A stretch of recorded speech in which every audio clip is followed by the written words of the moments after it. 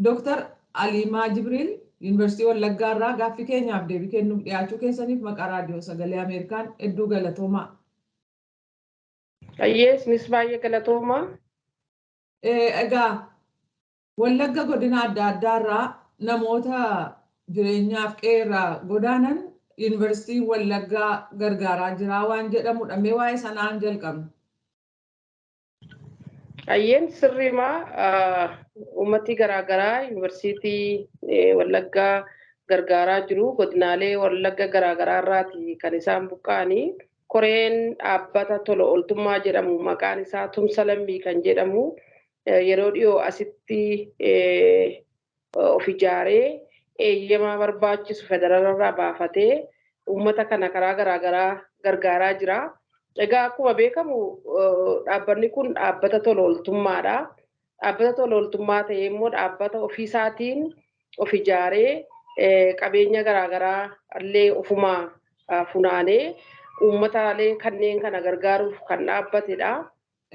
Yuunivarsiitiin Wallaggaa barsiisuu qorannaa gaggeessuu ala akkamittiin waan akkasii keessatti hirmaachuu danda'e? Egaa akkuma beekamu yuunivarsiitiin tokko naannoo tokkotti yeroo dhaabbatu hojiin isaa bu'uuraa sadii akka ta'e beekamaadha.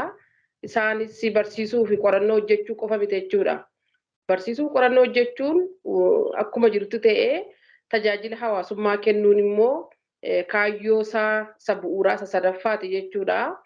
Kanaaf nutis hayyoonni yuunivarsiitii Wallaggaa irra jirru uummata yeroo ammaa naannoo keenya kana buqqa'anii rakkoolee garaagaraa keessa jiran kana akka tajaajila hawaasummaatti gargaarsa namoomaa kennuuf jechuudha kan dhaabbate jechuudha. Kanaaf dhaabbanni tokko naannoo tokkotti dhufee yeroo dhaabbatu baruu barsiisuuf qorannoon alatti tajaajila hawaasaallee kennuu qaba. Tajaajilli hawaasaa yeroo ammaa Wallaggaaf naannoo Wallaggaaf kennamuu qabu inni guddaan immoo uummata amma rakkoo garaagaraa keessa jiran kana gargaaruu kan caalu hin jiru waan ta'eef sanarratti xiyyeeffannee hojjetaa jirra jechuudha. Godinaalee Wallaggaa meeqarratti hojjetaa kan jirtan? Egaa akkuma beekamu yuunivarsiitii Wallaggaa inni gahuu qabu karaa baruu barsiisuu, karaa qorannoo fi karaa tajaajila hawaasummaa godinaalee Wallaggaa sadan isaanis Wallaggaa Lixaa, Wallaggaa Bahaa fi Horroo Guduruu Wallaggaati. Kanaaf nutis gaafa eeyyamni keenya kan baasne Oromiyaa fi Finfinnee irraati gargaarsa guuruudhaafis gargaarsa kennuudhaafis akka hojjechuu qabnuttidha kan nuti dhaabbanne. Garuu ammatti rakkoon guddaan kan jiru tajaajila hawaasaatiin yuunivarsiitii Wallaggaa kan inni gahuu qabu kanneen sadan irratti waan ta'eef malee warra kaanii hin gargaaru hin hojjennoo qabnu jedhullee qabaannee miti jechuudha. Egaa amma har'aatti namoonni jireenya irraa buqqa'anii gargaartan jiru? Eeyyeen baay'ee jiru malee. Naannoo kam fa'ii kan buqqa'an?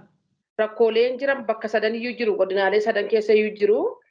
Godina Wallaggaa Lixaa fakkeenyaaf yeroo ammaa rakkoon hin jiru jechuu danda'ama. Garuu kan yeroo walitti bu'iinsa uummata Beenishaangul Gumuz waliin taasifamerraan kan ka'e uummati baay'een qeerraa buqqa'anii Lixa Wallaggaa keessa haala jireenyi isaanii baay'ee rakkisaa ta'een kan jiraataa jiran hedduu jiru.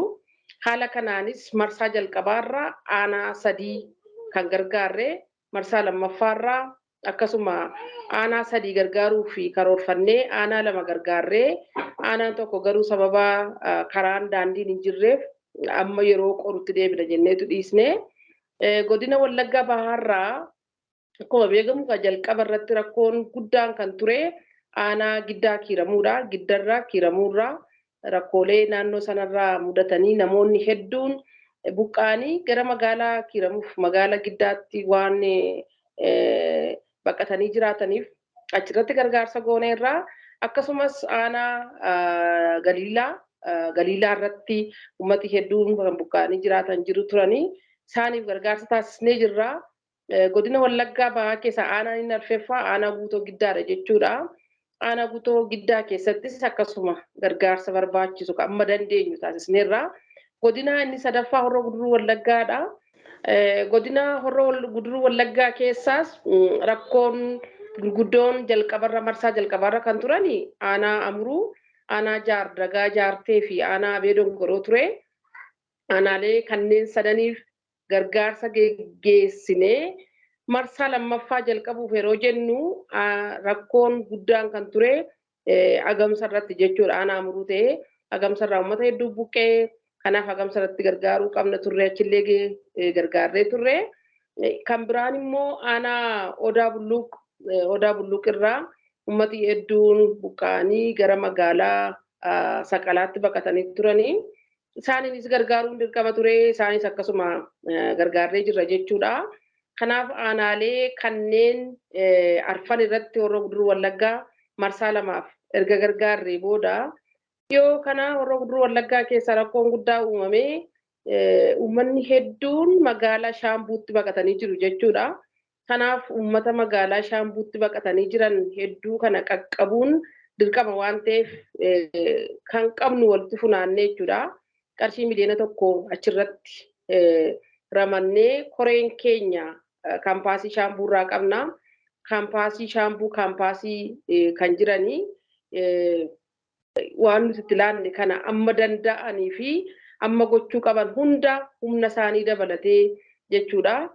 Uummata kana gargaaraa bira dhaabbataa jiru jechuudha ammallee. Kanaaf walumaa gala godinaalee kanneen sadan keessaa naannoo aanaalee 13 geenye 14ffaan kan amma yeroo lafti qoru gara lixa Wallaggaa aanaa Najjoo keessa kan jiruuf kan erginu ta'a jechuudha.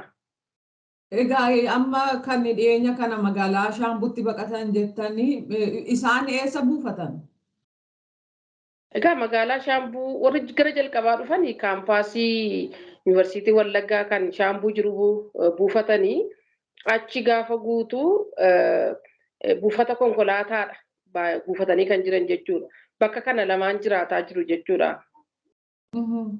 Gargaarsa goonee yeroo jettanii kan akkamii fa'i? Kana malees uummati kun uummata qonnaan bultoota waan ta'aniif qarshii baankiitii hin qabanii waan isaan qaban achuma qe'ee isaaniitti kan dhiisanii ba'an waan ta'eef waan baay'ee isaan barbaachisa.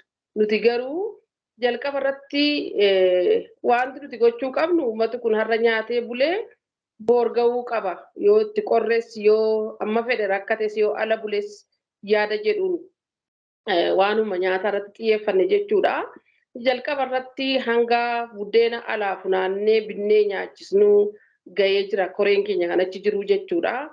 Itti aansinee immoo xaafii binnee waan ittoota waan akka baaqelaa faallee binnee zayiita kana binnee ruuzii fi daakuu garaagaraa binnee akka achumatti hojjetamee uummata kanaaf kennamu taasisnee jirra jechuudha.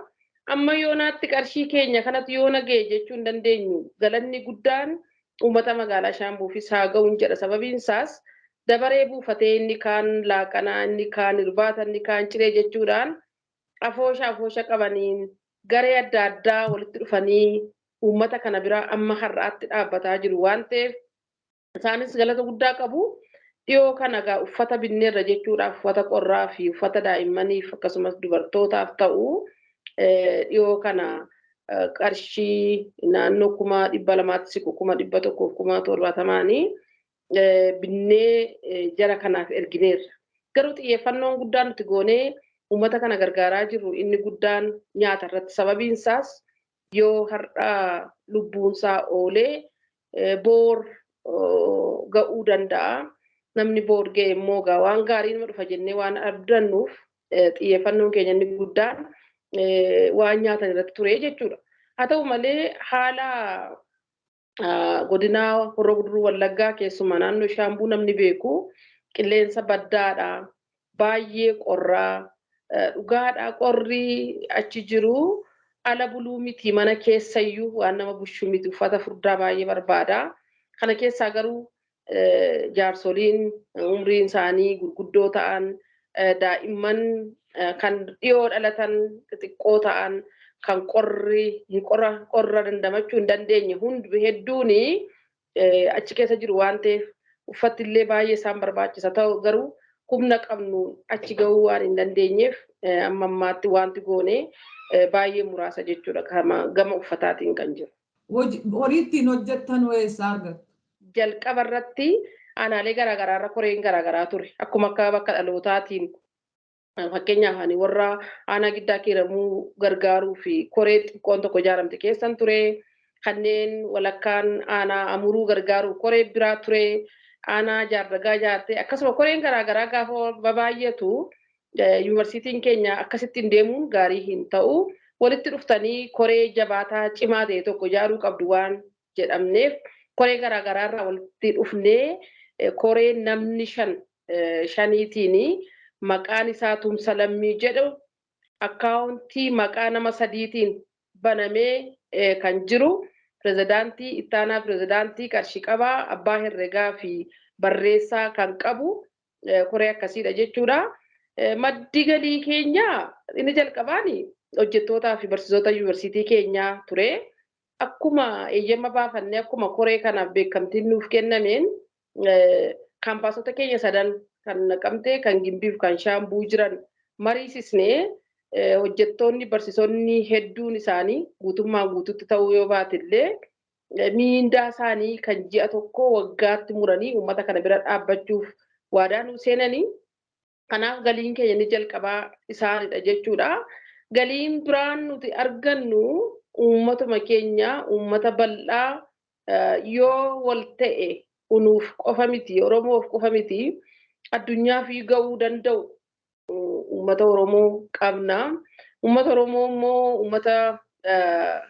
uummata garaa lammii isaatti garaa jabaatu miti jennee waan abdanneef karaa garaagaraa waamicha gooneefi turre jirra jechuudha.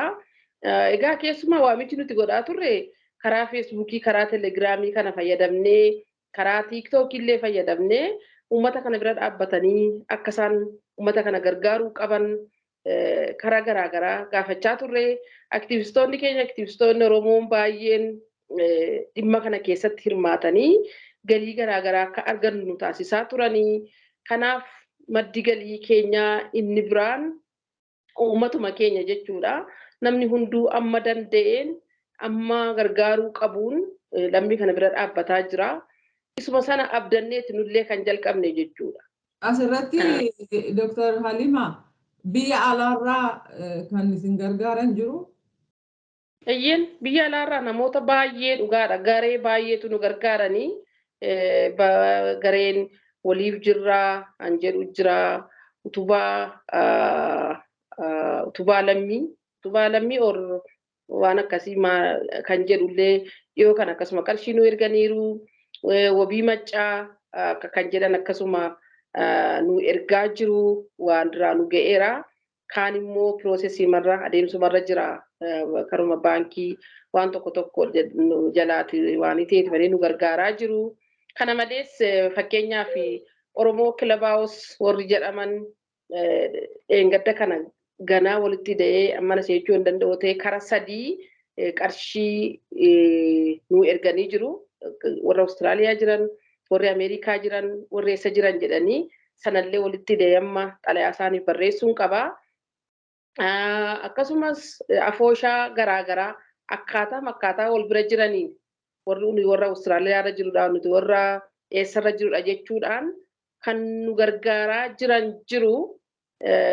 Kanaaf warri alaa baay'een bira dhaabbataa jiru jechuudha. Warra Ameerikaa fi Irooppii qofa miti kanneen biyya Arabaa jiran illee ijoolleen biyya Arabaatii mana namaa hojjetan hedduun illee ofirra dabarsanii uummata isaanii gargaaraa jiru jechuudha. Kanaaf baay'eetu nu gargaaraa jiru. Utuu isaan nu wajjin hin dhaabbanne ta'ee amma kanaa uummata kanaa yoo nageessisuu nu ulfaataa ture jechuudha. Dr. Alimaa Jibriil deebinaa laattaniif maqaa raadiyoo sagalee Ameerikaan hedduu galatoomaa. Ayyee isinis ulfaadhaa baay'ee galatoomaa.